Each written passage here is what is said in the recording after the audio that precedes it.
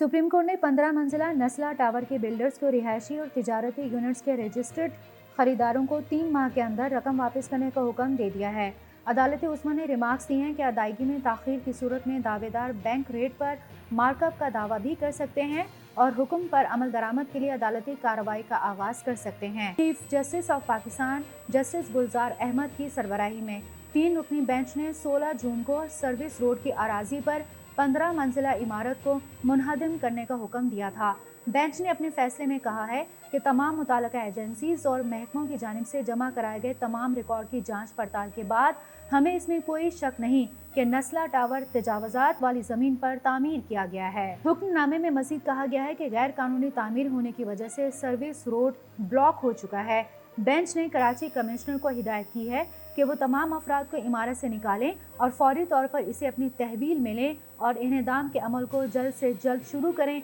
और अदालत में रिपोर्ट भी पेश करें। फैसले में मजीद कहा गया है कि ये दावा किया जाता है कि 1957 में मरकजी सड़क की चौड़ाई 280 फीट थी, जिसमें रद्दोबदल किया गया और इसके नतीजे में इसकी चौड़ाई 240 फीट रह गई थी और दिसंबर 1957 में चीफ कमिश्नर के एक मरासले के जरिए 40 फीट से ज्यादा की जगह सिंधी मुस्लिम कोऑपरेटिव हाउसिंग सोसाइटी को अलॉट कर दी गई थी। इसमें मजीद कहा गया है कि SMCHS ने इजाफी रकम मुस्तफ़ाई बेगम को अलॉट करने का दावा किया और प्लॉट का रकबा मुबैना तौर पर 780 मुरब्बा गज से बढ़ाकर 1044 मुरब्बा गज कर दिया गया और इजाफी रकबे को ना तो असल या तरमीम शुदा लीज में शामिल किया गया और न ही बाद में होने वाली लीज का हिस्सा बना। इसमें मजीद कहा गया कि मौजूदा मालिक ने बिलाखिर उसे 2015 में कन्वेंशन डीड के जरिए हासिल किया और इब्तदाई तौर पर यह जगह रिहायशी प्लॉट के लिए थी, लेकिन 2004 में इस वक्त की शहरी हुकूमत ने एक करारदाद के तहत शाहराह फैसल पर तमाम रिहायशी प्लॉटों को कमर्शियल में तब्दील करने की इजाज़त दी थी और इस तरह सन 2007 में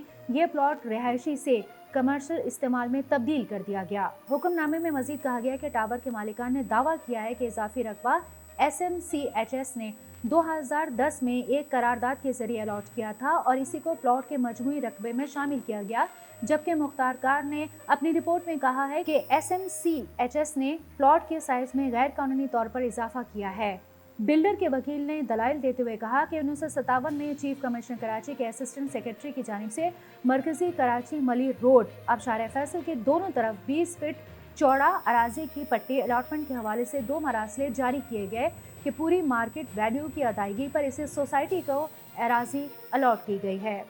बेंच ने फैसला दिया कि वो SMCHS के जारी करदा मरासलों के हक में दलाइल कबूल नहीं करते, क्योंकि इस तरह के मरासले पर किसी भी तरह से SMCHS के जरिए लीज डीड पर अमल दरामद और तरमीम मुतबादल अलॉटमेंट के हक में रजिस्टर्ड और तरमीम करने का कोई असर नहीं होता है।